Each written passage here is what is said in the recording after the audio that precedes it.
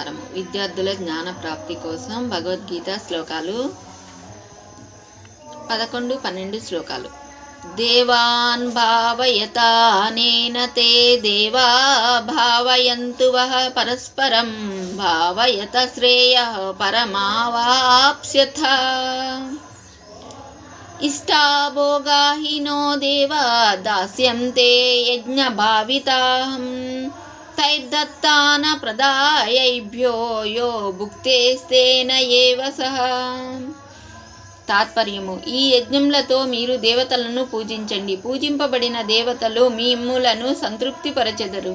ఈ విధముగా పరస్పరము వృద్ధి చేసుకొనుచు మీరు ఉత్కృష్టమైన శ్రేయస్సును పొందుదురు. యజ్ఞములచే తృప్తి పొందిన దేవతలు మీకు ఇష్టములైన భోగములను అనుగ్రహింతురు. వారిచ్చిన భోగములను వారికి సమర్పించక భుజించువాడు చోరుడగును.